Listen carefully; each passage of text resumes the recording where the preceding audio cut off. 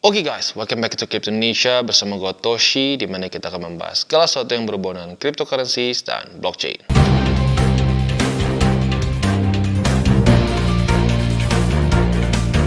Oke, dan gak kerasa ya udah lumayan lama, kayaknya udah sebulan lebih dari terakhir kali kita update mengenai on-chain analysis. Udah ada beberapa yang nanya, ya jadi ya oke lah sekalian lah kita buat juga update apa yang terjadi secara on-chain ya, terutama mungkin yang paling gue highlight adalah saat BTC drop dari 67 ribuan sampai ke 54 ribu, arguably sampai sempat 49 ribu juga sih ya. Nah, kita akan lihat secara on-chain-nya apakah para bandar ya menjual Bitcoin mereka atau jangan-jangan ya ini adalah ulah dari para trader futures ya. Nah, sebelum kita masuk seperti biasa gue akan disclaimer dulu bahwa semua konten dari TCI bukan financial advice, ini semua bentuknya adalah edukasi ya. Nah, selanjutnya gue akan ingatkan juga bahwa untuk on-chain analysis ini bukan pengganti technical analysis maupun fundamental ya.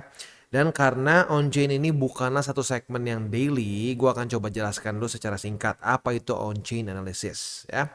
Jadi on-chain analysis ini adalah suatu analisa yang khas dan spesifik untuk dunia cryptocurrency. Nah, ini adalah analisa data blockchain. Nah, karena dari itu ini disebut sebagai on-chain analysis. Gitu ya. Nah, apa yang membuat on-chain analysis ini menarik? Yang pertama adalah sifat dari blockchain, ya terutama Bitcoin ya, yang bersifat immutable, tidak bisa diganggu gugat. Seperti contohnya adalah transaksi pertama di Bitcoin Network adalah transaksi dari dompetnya Satoshi Nakamoto ke salah satu tim developer Bitcoin, yaitu Halvini. Itu adalah transaksi pertama dan selamanya akan menjadi pertama. Nah, apa bedanya dengan ledger biasa yang bentuknya itu centralized? Kita ambil contoh ledger yang biasa centralized yang paling semua orang pakai adalah perbankan ya, di mana kita menggunakan mobile banking kita ya. Nah, di situ mereka akan mencatat transaksi dari A ke B ke C ke Z sampai ke Z ya. Nah, tetapi karena server mereka itu centralized, maka in theory bank bisa mengubah datanya seenak yang mereka inginkan. Begitu ya, walaupun bisa dibilang yang buat mereka nggak melakukan itu adalah kalau dia main ubah-ubah ya orang bisa nggak percaya sama bank itu ya. Tapi in theory ya, bukan in theory, bahkan technically speaking ya, bank bisa mengubah data dari ledger kita karena bentuknya centralized. Nah, yang membuat ini berbeda dibandingkan dengan Bitcoin adalah validasinya itu dilakukan oleh para miners. Ini dalam contoh untuk untuk Bitcoin. Kalau Ethereum menggunakan validator. Ya, validator lainnya itu adalah proof of stake ya, yaitu para pengelola pools begitu, sama kayak Cardano dan lain-lain. Nah, jadi itu yang membuat berbeda. Yang mensecurekan networknya bukanlah satu server raksasa yang wah harus setengah mati di maintain, tapi enggak, yang mensecure validasi dari transaksi itu di ya setiap orang yang mining gitu kalau untuk contoh BTC ya. Jadi kurang lebih seperti itu gambarannya ya. Nah, jadi karena itu tidak bisa diganggu gugat, maka jadi menarik untuk kita lihat. Dan karena ini transparan, ya tidak bisa dioprek-oprek, nggak bisa dimanipulasi gitu ya. At least Bitcoin ya, nggak bisa ngomong yang lain mungkin ada beberapa yang jebol. Tapi untuk Bitcoin belum pernah terjadi ya. Nah, kita jadi bisa melihat data para bandar. Nah, sekali lagi gue ingin tekankan, bukan berarti kita bisa lihat bandar artinya oh udah nih bang kan katanya harus ngikutin pemain besar, ngikutin bandar. Udah kalau gitu nggak usah pakai TA, nggak usah pakai fundamental. Nah, justru on-chain ini membuktikan para bandar pun seringkali salah beli. Mereka nggak selalu tepat. Mereka itu bukan satu makhluk mitos yang nggak pernah salah gitu. Justru dengan on-chain ini terbukti para bandar seringkali akumulasi di tempat yang salah, TP pun di tempat yang salah. Begitu ya. Dan yang unik juga adalah bandar pun kalau kita lihat secara on-chain seringkali melakukan akumulasi di tempat-tempat yang kita tahu secara TA ada support. Begitu. Jadi ya sekali lagi gue ingatkan, bukan pengganti TA maupun fundamental. Bahkan arguably kalau secara kasta itu paling tinggi itu TA, fundamental, dan on-chain itu terakhir. Itu sebagai bumbu tambahan supaya kita lebih lengkap lagi datanya gitu ya. Oke, langsung aja kita masuk ke Bitcoin Exchange Net Flow. Kenapa net flow bukan outflow bang? Ya, suka masih ada yang nanya. Ya jawabannya simpel banget, karena net flow ini adalah selisih dari inflow kurangi outflow. Jadi saat kita lihat net flow, itu udah data terakhir. Kalau kita cuma lihat outflow doang, ya itu datanya belum lengkap. Kita nggak tahu hari itu banyak kan yang masukin Bitcoin ke exchanger atau keluarin, begitu ya. Nah, kenapa ini penting? Karena ini menyangkut exchanger-exchanger terbesar di dunia ya, seperti Binance, ada Bitget, ada Bybit dan seterusnya. Jadi semua wallet mereka ini dipantau ya, dan ini diberikan secara visualnya. Jadi, andaikan ada garis merah seperti ini ya, ini di bottom 2020 nih. Nah, kita bisa lihat korelasinya saat dia nge-bottom di 15.000 dan kita tahu ada statistik yang 30% itu ya. Buat lo yang nonton DCWT pasti udah ingat ya. Dan buat lo yang akumulasi di sini, ya lo akumulasi bersama-sama bandar. Lo bisa di sini mereka banyak melakukan outflow. Nah, kenapa outflow ini cenderung dijadikan suatu buying pressure? Karena gini, kalau sampai ini terjadi merah ya atau bar warna merah seperti ini, artinya para bandar maupun retailer seperti kita cenderung menarik BTC-nya keluar dari exchanger-exchanger yang ada di sini. Begitu. Kalau misalkan lu kirim dari Binance ke Bybit ya jadi plus-plus. Tapi ini kalau sampai merah artinya ditarik keluar. Nah pertanyaannya ditarik keluarnya kemana? Kemungkinan besar ke hardware wallet. Nah maka dari itu kalau kita taruh di hardware wallet itu kecenderungannya kita akan hold untuk jangka waktu yang lebih panjang. Nah makanya kita jadikan suatu buying pressure. Sementara inflow kebalikannya. Inflow itu menunjukkan biasanya local top atau bahkan cycle top. Ya, kayak kita ambil contoh di sini ya. Local top ya sempat terjadi inflow besar-besaran sebesar 70.800 BTC pada tanggal 4 November. Nah ini adalah 2 hari sebelum BTC ngedump ke ya daerah 15.000 begitu. Nah, jadi ada indikasi bahwa para bandar mulai ada yang menjual BTC mereka atau minimal kalau secara teknisnya mereka mengirim BTC dari wallet mereka ya kemungkinan hardware wallet ke exchanger. Nah pertanyaannya buat apa? Kemungkinan besar untuk dijual begitu ya. Itu gambaran sederhananya. Nah, pertanyaannya belakangan ini apa yang terjadi? Terutama sejak BTC drop dari 68.000 karena tiba-tiba kan bam tiba-tiba kayak ngedump ekstrim ya. Nah, kalau kita lihat di sini para bandar melakukan akumulasi yang cukup signifikan pada tanggal 30 dan 31 Juli kemarin ya. Nah, di sini terjadi outflow 25 ribuan BTC dan di sini 25 ribu ya kurang lebih dua-duanya 25 ribuan. Bahkan kalau mau dibulatkan lebih cenderung ke 26 ribu sih dua-duanya ya. Nah, tetapi market ya ada bounce dikit ya, bounce ke dari 64.000 ke 65.000 lalu lanjut lagi dump. Artinya apa? Para bandar pun akhirnya ya bukan salah beli ya, tapi maksudnya pembelian mereka di sini akhirnya tidak bisa menyelamatkan Bitcoin dan Bitcoin lanjut turun. Nah, berarti ini menunjukkan bahwa para bandar cenderung kalah nih kemarin dan bukan penyebabnya bukan dari bandar berarti yang menyebabkan BTC ngedump sedalam ini ya. Nah, selanjutnya kita akan coba lihat sama-sama net flow tetapi kita ngelihat ke miner. Cara kerja sama purchase cuma bedanya mereka melihat wallet dari para miners di sini ya. Nah, jawabannya ternyata kurang lebih mirip-mirip ya. Bahkan para miner di sini saat BTC drop ke posisi terendahnya di angka 54.000, seingat gua di sini bahkan weeknya lebih dalam ya. Weeknya itu mencapai 49.000 seingat gua di tanggal 5 Agustus.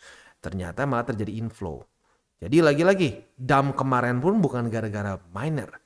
Nah, selanjutnya kita akan coba cek para trader futures. Apakah kemarin mereka over leverage dan membuat market ngedump? Kita akan bahas nanti. Sekarang kita akan dengar dulu pesan-pesan dari sponsor kita pada hari ini. Oke, today's video is brought to you by Bybit. Di mana di Bybit ini kita bisa melakukan berbagai macam hal ya, mulai dari yang newbie sampai yang sudah advance. Buat mungkin lo merasa bahwa aduh bang, gue masih nggak ngerti nih TA, gue masih nggak ngerti charting dan seterusnya, tapi pengen akumulasi, pengen DCA murni, bisa lo tinggal masuk ke sini one click buy, di mana lo bisa pilih lo mau pakai apa ya fiatnya, lo tinggal pilih juga asetnya apa ya. Misalkan lo pengen akumulasi BTC.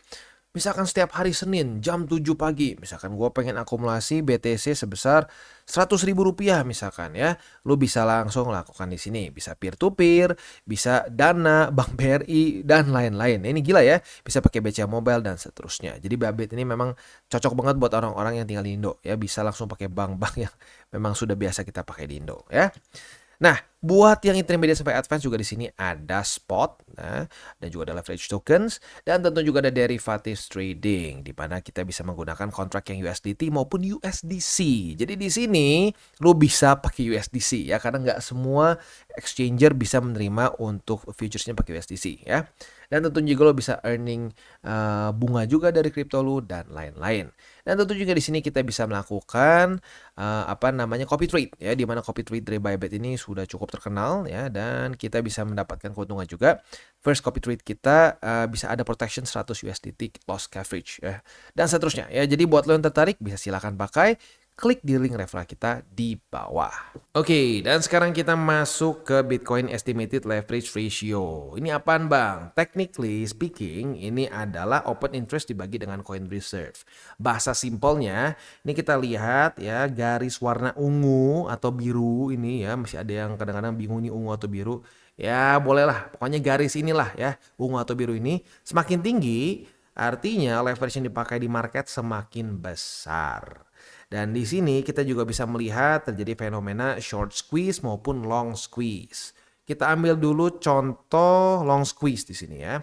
Nah, long squeeze itu biasanya terjadi ya saat leverage mulai meningkat ke atas.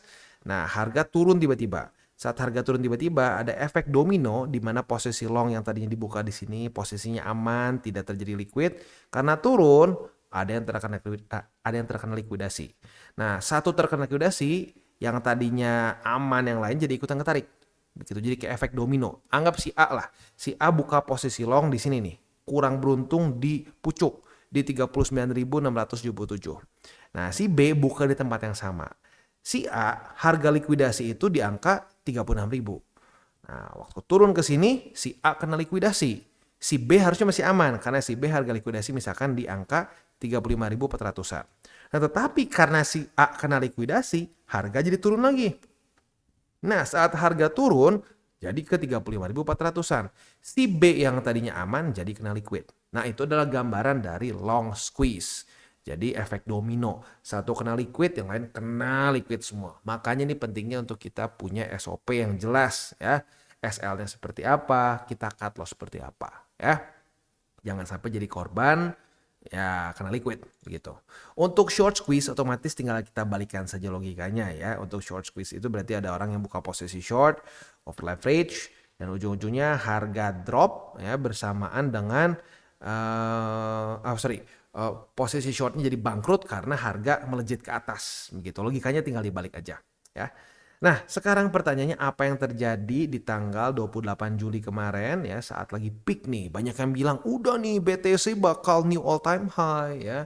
Udah siap-siap nih bullrun-nya lanjut. Boom ya. Dan ternyata kita bisa lihat di sini estimated leverage ratio drop dengan tajam di waktu bersamaan dengan harga turun. Jadi ketemu ya siapa penyebab utama dari market yang berantakan ini ya. Jadi gue simpulin lagi. Bukan gara-gara bandar, bukan gara-gara retailers. Ya at least ini bandar secara spot ya, bandar spot. Nah, yang penyebab utamanya adalah para trader futures. Ya, mereka terjadi suatu long squeeze besar-besaran ya. Jadi mungkin ya ini secara psikologisnya banyak orang yang overconfident waktu kemarin BTC di angka 68.000. Ya mirip-mirip kayak di sosmed kemarin sih ya. Di Juli itu udah cukup banyak kan yang wah lihat nih kripto lanjut nih, BTC bakal pump nih, new all time high. Nah, banyak yang denger kayak gitu ya, mungkin banyak yang suruh ayo buka posisi ini, buka posisi itu. Over leverage. Ujung-ujungnya boom ya. Jadi ini sekali lagi ada reminder untuk para trader futures ya, jangan terlalu over confident ya. Kalau udah kena SOP cut loss ya cut loss, jangan dipaksakan begitu. Karena kalau dipaksakan ya bisa ke bawah beginian gitu ya. Nah, itu yang terjadi dan kita udah ini ya berarti udah ketemu jawaban utamanya. Penyebabnya adalah karena leverage, lagi-lagi leverage ya, ini sering kayak terjadi ya. Nah, pertanyaannya sekarang adalah apa yang membuat kemarin BTC berhasil rally ke atas tanggal 8 Agustus. Ya, jadi pokoknya awal Agustus kan dia drop nih sampai kalau weeknya tuh sampai 49.000.